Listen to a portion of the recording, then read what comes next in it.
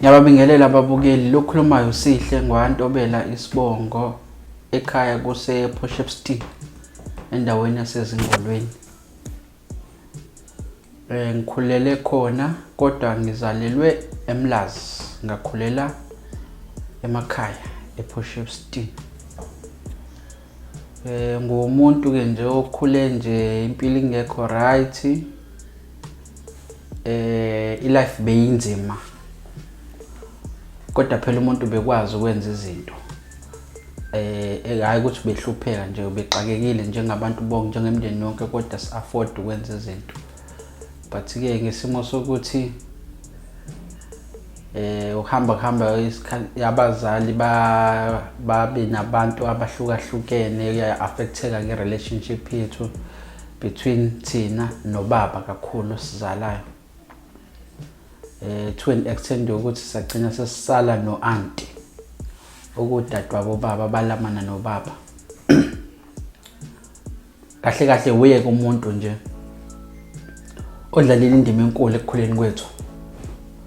But ngokukhula ke nokwenza izinto zezingane umuntu uzenzela izinto, walusa, wantshontsha, enza nje zonke izinto zobungane mayesakhula.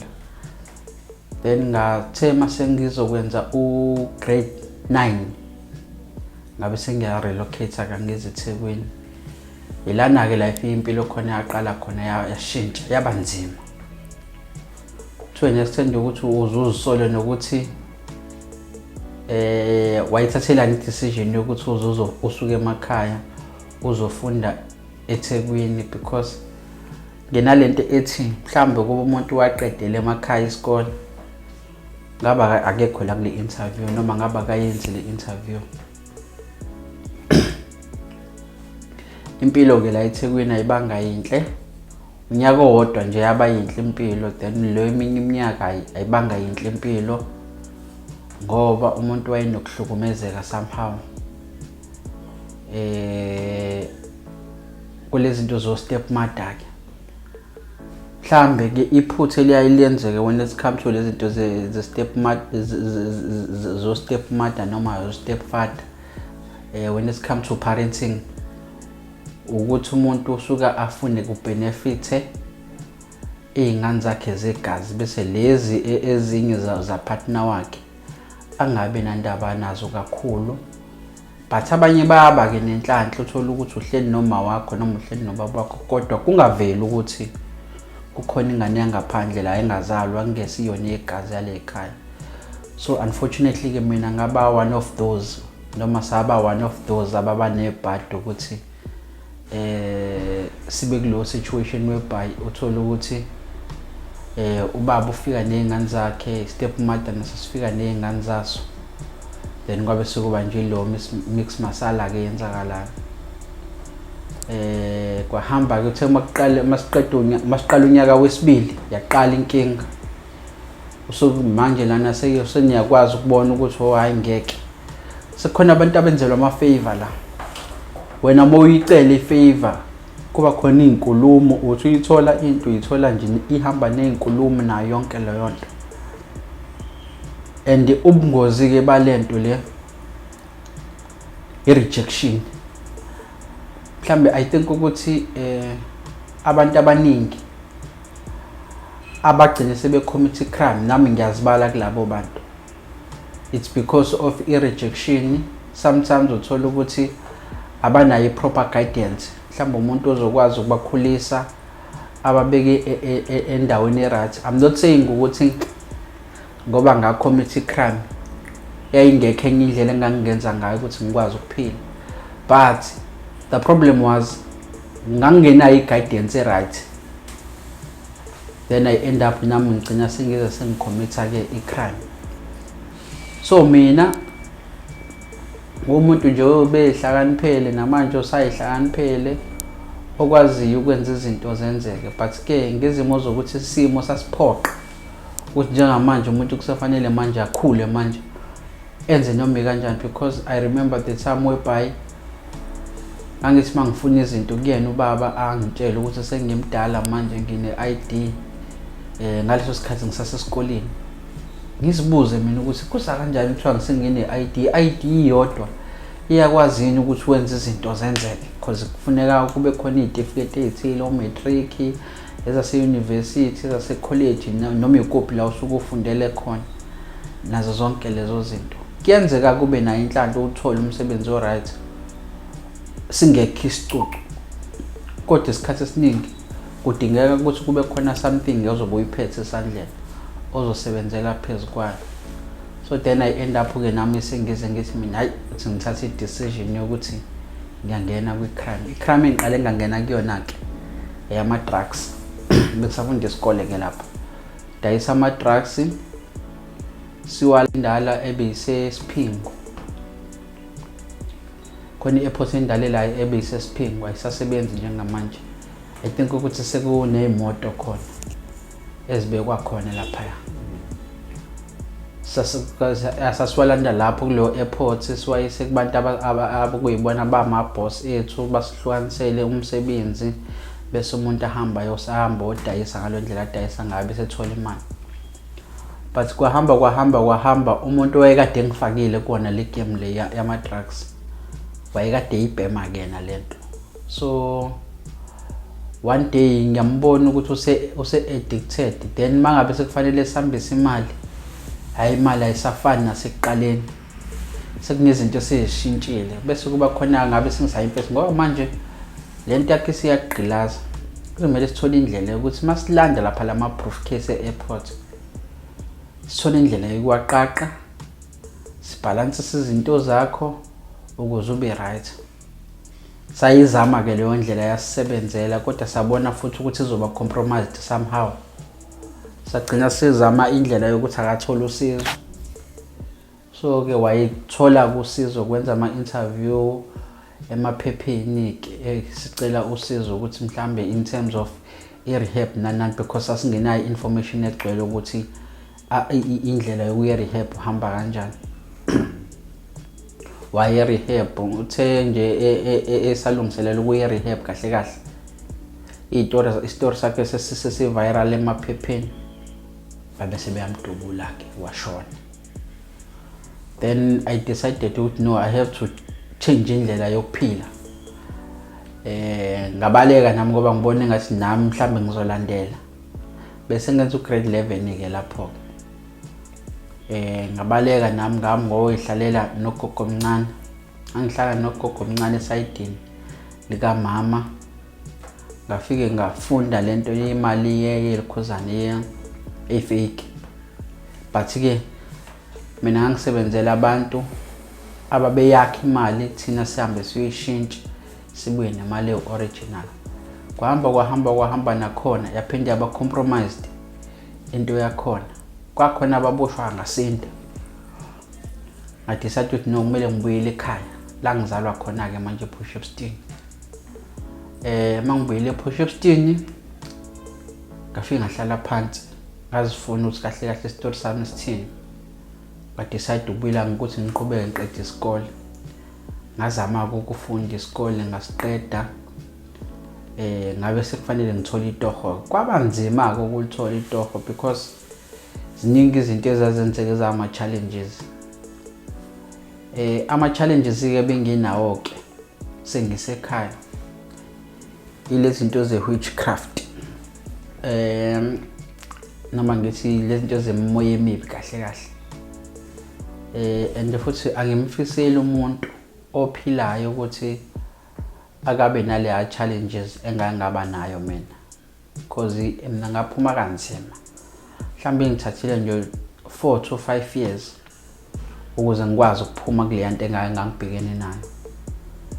Isimo engangibhekene naso-ke mina kwakuwukuthi ngangihlezi ngiphuphela ngilalela nomuntu wesifazane. Ngagcina nje sekuyi-habit yami ukuthi nje ngilala nomuntu wesifazane ebusuku nazo zonke lezo zinto. Then ama-feelings ami bese yadropha-ke mangibona umuntu wesifazane ngingabe nandaba naye. Yabo uthola ukuthi ish lo sisi lo right nani, kodwa mase kufanele ukuthi awuthi uhambe uyozibika kuyena kube khona nje into eblockayo ukuthi hayi ungayenzi lento ucabanga. Vele wena unayo umuntu wakho o spiritual ozijabulisa naye. kwahamba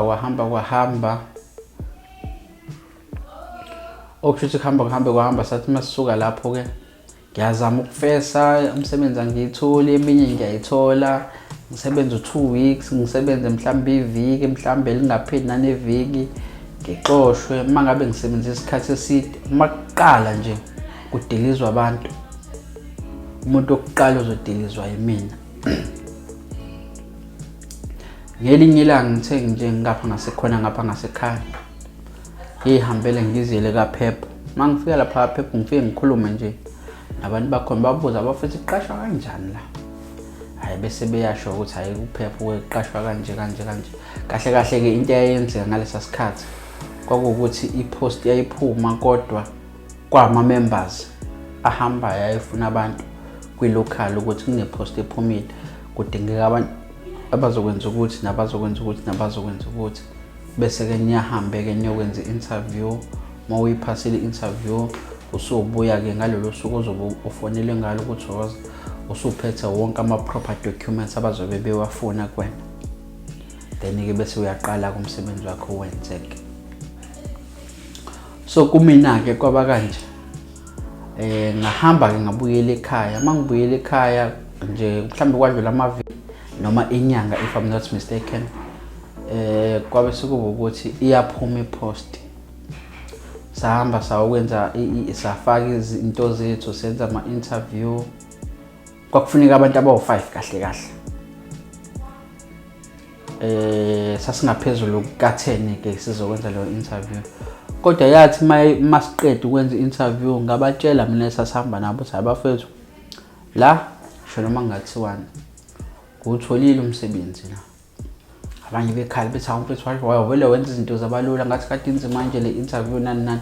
So interview yalapha yana iyafana naleyo ukuthi moyo yokwenza i-learners njengoba usuyobhala i-test ye-learners, because lapha kusuke ngekho umuntu okhuluma naye, usuke ubhekene ne-computer nje ufunde leyo question uyiphendule ushaye next kanjani njengoba usukwenza i-learners.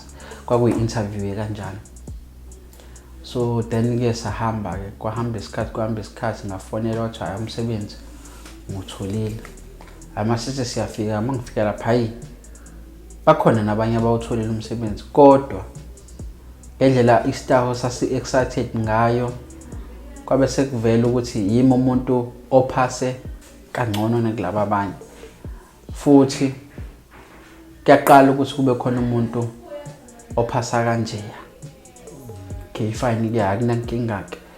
Babe sengiyabizwa ke ngafika kuzoba khona i-audit yakhona kaPhepho. Ngafika khona nje abaphathi kuba khona kaPhepho, ngahamba ngaya khona abaqala phansi bangi-interviewa ke bona ke.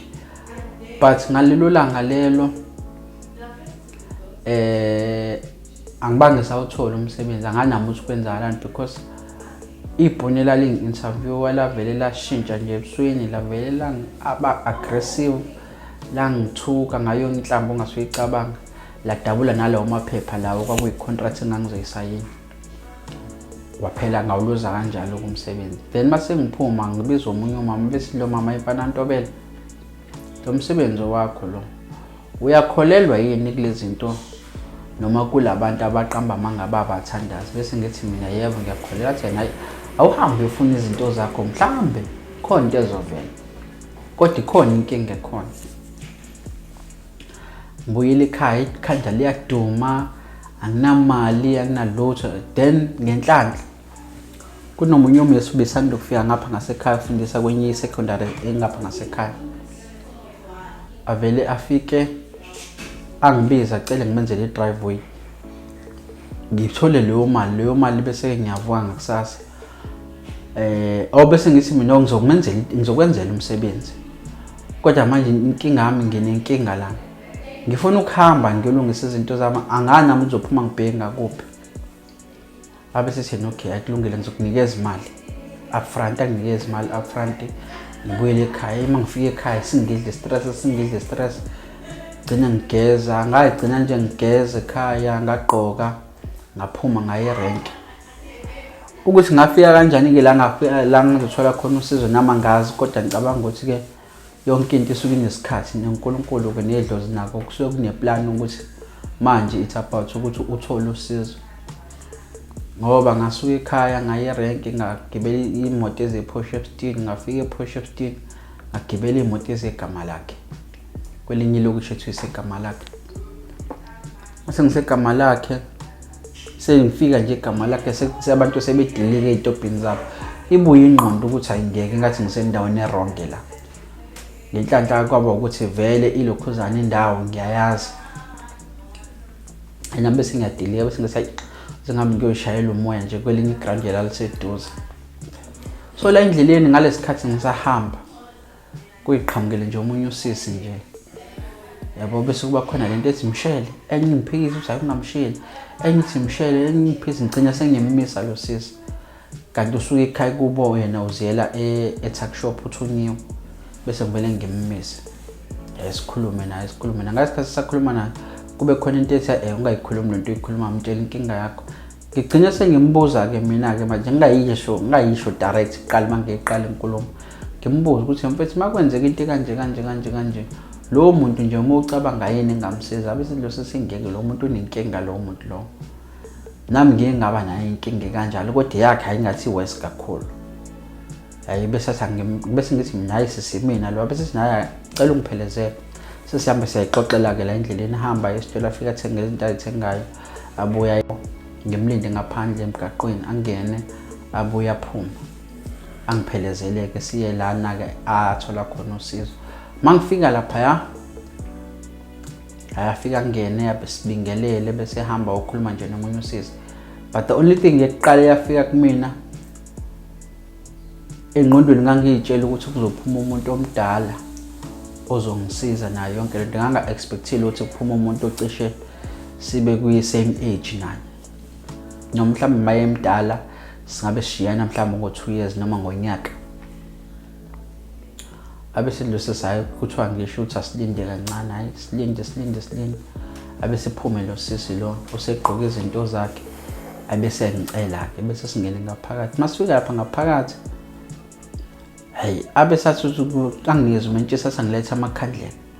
Ngaletha amakhandlela wavuthi, ngaletha amakhandlela kuze kuphela ibox la mentshisa. Aphinda nginikeze linye lesibili. Manginikeza leli lesibili, ngilethe icaca ukuthi ikhandlela mentshisa nekhandlela alivuthi. Abese licela lo sesileli ibox asangimnikezela ngimmukezele lona, abese yawaletha lamakhandlela bese eyakhanya. Abese ahlala njengoba sihlezi nje kanje amakhandlela lapha nendawo athule mhlawumbe into eyabheka ukuthi 10 to 15 minutes usisi thula bese seyimfana wami yazi njengoba ngihleli nawe la uhleli khona kumnyama ngikubona izinto zakho ngendlela eziyizona sibheda kakhulu. Awungichazele yini lo hlezi uyiphupha ebusuku, ngichaze ke mina ukuthi hayi mina ngiyiphuphela nje umuntu wesifazane, ichaze ke into esuke iyenzeka. Abese lo mama hayi usuke ungaphuphi, kusuke kwenzeka ngempela, futhi lento le into eyenziwe le kahle wena ushadiswe nomuntu wesifazane ongasekho, okusho ukuthi uma iseyichaza kwahanje kwayiwe ethuneni kwafika kwavusa lo moya walelo muntu lapho kulelo thoni, wabusa uthunyelwa kumina ukuthi uzobhlocka ke yonke into engiyenzayo. Ingithuseke leyo nto ebese ngitshela ukuthi izolunga kodwa kanzima.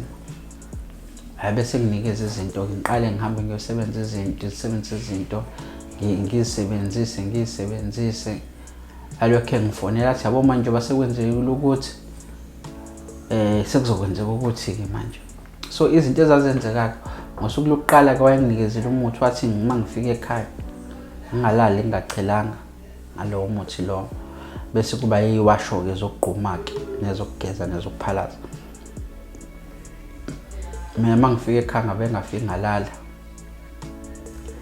azomeka mangizomeka ngalala lokho kwangempela. Mangisinzi ngiyaphapha umzimba ukhathele kwamina ngathi sekusile kanti imaki sekuyolala. Mase ngibheke ngivula iTV, kusadlala isibiyezelo sezulu, indaba zazisadlala ngo-7 ngalesi sikhathi. Kusangena isibiyezelo sezulu futhi kuyoshaya u8. Bese kuba khona into ethi kuthiwa wena ungalala ungachelanga, thathe ke lo muthi ngohlanganise ngendlela kuthiwa ngohlanganise ngawo. ngisuke ke lapho bese ngiyaqala ngiyachela la ngaphakathi endlini livele line endlini malini endlini line ngaphandle ngendlela elina ngayo uyaziqhala imvula meke ngaphumi ngizobuya ngiyimanzi aya ngisaya eminyango kodwa lento engidrive isithiwe wena phuma ucheme mhlambe ka lento engizoyisha abanye abantu bazongixoxa inganekani kodwa ngixoxa nje into eyenzeka ngathi mangiphuma ebaleni alinethi kodwa phezulu kwendlu yazi ukuthi ikhona imvula phezulu kwendlu kuphela kodwa ebaleni alinethi phela sengiyasaba manje ngajikeleza ngoba phezulu mase ngifika phezulu ngale ngemuva ngavele ngathatha le ndisha ngangiyiphethe ngathela ngawo phezulu kwendlu umuthi ngabe sengiyabaleka ngazo ngene endlini kwakhona ke into ihamba phezulu kwendlu yawela ngale ngemuva ngathi kwakhamba umuntu phezulu kwathayela ngavuka ngakusasa ngamtshela ukuthi kwenzakaleni wathi naye nazo one trouble so salokho ke sizama ke njalo lokho enginikeza izinto ke kwenzeka izinto lokho enginikeza izinto enginikeza izinto then kuthe ngelinye ilanga kade ngiyekuyena ngiyolanda ezinye izinto eseyihlukene lezi ade ngizisebenzisa abesithi kumina uyakwazi nikasasa ngithi mina athi ama officers asiyawazi ngithi mina hayi angiwazi angichazela ukuthi akuphi nendawo khona ngapha ngasedolobheni amasuzofika edolobheni koMabheke kusasa kuzomela uvuka uhambo yekhona akusaqashwa kodwa uzothola umsebenzi ngicela wona uzohlala usuku lonke mokuye kwashaya u4 ungathathwanga akuwona wakho lo msebenzi nangempela ngakusasa ngavuka ngahamba ngaya khona eMabheke ngayifuna indawo ngayithola ngafika ngo7:05 manje ngiyafika esangweni vele sinotice sibhaliwe ukuthi hayi akusathathwa umuntu manje kodwa sibaningi abantu abazofesa la sihlale kuthi ngo11 ayiqala inciphi inamba abantu kuthi kuyoshaya o1 caca ukuthi manje wonke umuntu manje usegive up uyagoduka bese ngiyarecruiter abantu abaningi angangibabona sasixoxa nawo sebethi bagoduka bese ngithi mina abafetha nazi ukuthi ungabuya ofesa uhambe ekseni ubuye entambama la siwazi khona ukuthi ngigcolisekele kusukela namhlanje angitholanga lutho sisahleli ke sisanalelo themba ukuthi khonto ezokwenzeka bese kungena imoto yemali la enkampanini yakhona akasasa ingene mayiqeda ukungena le moto bese kufika omunye ubhuti lo bhuti lo driver afika ngibuza ukuthi ngifunani la ngithi mina ngizofuna umsebenzi athi hawu kanti bethweni kuphi ekhaya ngithi mina ngingakithi la kodwa ukuqhelile nasekhaya isedolobheni langakithi leli athi yazi ngitshela ukuthi wangapha ngaphesheya kwethuke naye wangapha ngaphesheya kwethuke lokho kwakanongobo athi mina ngitshela wangapha ngaphesheya kwethuke ngoba phela eThekwini sazana naye eMlazi ngoba phela eThekwini wena uhlezi uhamba nabantu bangapha ngaphesheya kwethuke ngitshela wakho ngithi mina hayi ngangapha bese ethi nawo wabe usofika lethi kanje pho uzofuna umsebenzi ngake ngithi mina hayi nami ngizwe izolo hayi akunankinga ke abese yangitshela nofethu yabo nje manje lana sekuthathwa abantu ngo-connection kuyanani ukuthi wazana noba kodwa ukhona umuntu engicabanga ukuthi uzokusiza athi yabo nje bala kulezi imoto khona imoto engekho la kunegalofu elimaroni elizofika la le driver usisi lo sisi lokuzofanele approach uyu umuntu ongasekwenzela izinto zenzeke abuya ngene ngaphakathi baphume ne-truck behambe ngoba kwakuyinsuku zokuhola then hambe isikhathi kuthi nje ngabo 2 ivele ifike le moto le ngiyibona cha yiyo impela ke le moto ade kukhulunywa ngayo hambe ngiye kuyo le moto le ngifike ngim-approach usisi sidilize nama-calbot awadilize emotweni bese ngiyamchazela ukuthi hayi besisi lana ngizela ngizofesa kahle kodwa umuntu engikhulume naye udriver imoto zemali uthe umuntu ongangisiza uwe ngoba vele akusathathwa umuntu abesethu sese anginayo isho ukuthi kuzokwenzeka kodwa ngizobona la ngaphakathi angicele ukuthi ngimbambise ama-calbots singene nawo ngaphakathi bese ngiyabuya sihlale kuthi kusuka lapho kube kuphuma ibhono lesifazane lifike libuza ukuthi awukanye nisakhona la ithini into enayo ngichazela ukuthi hayi size lana sizofesa manje sibona abantu osebenza ama-interview nani besifuna ukubona ukuthi thina amagama ethu mhlambe akwenze kangani ukuthi umuntu abizwe angatholakali efonini nazo zonke lezo zinto. Bese lilibho nalo liyabuyela ngaphakathi ngibatshela labo ukuthi ayisilindi bese ngithi mina igazazini into ezosisiza manje ngoba ngiyabona ukuthi khona abantu abafika beyokhuluma ne-security lapha befike belinikeza ama-CV kusho babethunywa ukuthi ufike usho ubani othe akahambisa i-CV. Sengithi mina sihlanganiseni imali-ke masihlanganisa imali sihlanganise le mali bese siyakulona ilokhuzana security lifike leyinqabe lithi lona anazi yini ukuthi lana akusalontuzo anifundile nifundani lapho kuthiwa akusekho ma-CV athathwayo lana hayi nangempela sihlale kuthi ngo-3 kufanele umunye usisi esasizwana naye kodwa nje bese kunesikhathi sagcina ukufonelana naye avela ngifonele ngivele ngicasuke vele sixabane naye efonini sithukane naye efonini i-drop ifoni kanti bazobuya laba ngaphakathi sebezofuna ama-CV ethu babuza waletha yini ama-CV sithi naye sawaletha ama-CV bese kuthi umuntu akabhala igama lakhe isibongo sakhe ifoni number yakhe i-ID number yakhe sabhala kuleli phepha sasiba u-15 to 20 lapho nje kodwa sasabhamba la ngaphakathi salinda sahlala babuye bathi hayi ama-CV abawaphethe bese ngithi mina hayi ngoba siwaphethe thina amanye ama-CV ngoba sihambe siyafesa nawo ama-CV sibanikeza ama-CV ayike sihlale i-security ke bese lithi lona hayi madoda ke manje sekuzovalwa la nigodoke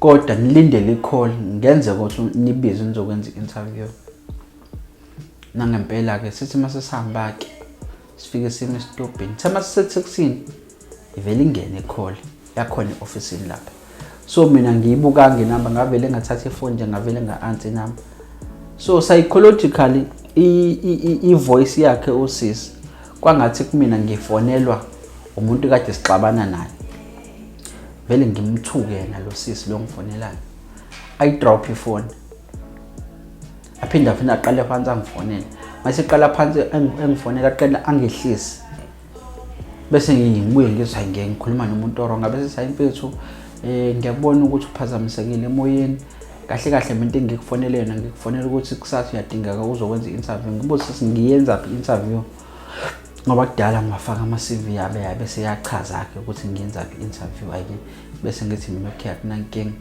athi yena u7 ke ngithi mina akunankinga usisi so thina nje basasele sa exchange ama-numbers sathatha iy'namba sesiyafonelana onithi ufanda ukuthi wonke umuntu ufoneliwe sahamba sengine-stress ke manje sokuthi ngizobuya ngani ngakusasa ngoba phela nginayo imali ngibuyele lapha-ke kulwami sengimshoyo owayefanele enzele i-driveway ngifike ngilibeke udaba lami avele anginikeze imoto athi ngizohamba ngayo ekuseni thatha imoto ekuseni ngihambe ngifonele abanye-ke asewomakhelwane nabo ukuthi bafethu ikhona imoto asambeni singene emotweni size siyofika khona emabheki safika ngo-10 to 7 so lethi namhlanje sizovuka ngakusasa siyokwenza le-interview i-security kube ilona elisifonela lisigqugquzela ukuthi kusasa bafethu ningalenzi iphutha safika ngakusasa sayenza i-interview sayenza yababuhlungu inhliziyo sengibona shuthi mina ngifonele lo mama lo ongisizayo abesethi mina lo sisi ongisizayo angingabusayo ekhaya ngiqale kuyena ngihambe ngekuyena uma ngifika kuyena afike ayikho nje into anginikeza yona umuthi akho lutho nje anginikeza yona the only thing ayenza nje wakhipha ipeni walikhulekela wabe senginikeza nje i-instruction ukuthi leli peni leli awunikezi umuntu up until niqede ukubhala i-interview yena whatever nizobe niyiphendula izobe idinga ipeni mokwanikeza umuntu leli peni nje base ngilikhulekeli ngeke uze uyiphase i-interview. Nangempela ngakusasa senza kanjalo, safike sabhala senza le interview sabhala. Then njengoba siba uplazo minus u20 la, vele kube khona oyedwa la kulaba fethu owesilisa avele yena angawutholi umsebenzi yena yedwa. Into eyenza angawutholi umsebenzi, sevele wakhohlwa izinto eziningi, ukhohlwa i-ID number yakhe, wakhohlwa i-phone number yakhe, wakhohlwa ifoni yakhe iyasebenza kodwa izinamba zabantu angabafonela ekhaya bambhekele i-ID number zivele angabusayithola. Wawuluza kanjani umsebenzi? Yabuhlungu inhliziyo ngavela ngabona ukuthi ish, yabona ke lo sinenkinga efanayo ke nayo, but mina ngiyabona ukuthi khona la kuyakhona. So ngasebenza ke umuntu ke ngenhlanhla ke waqashwa ke.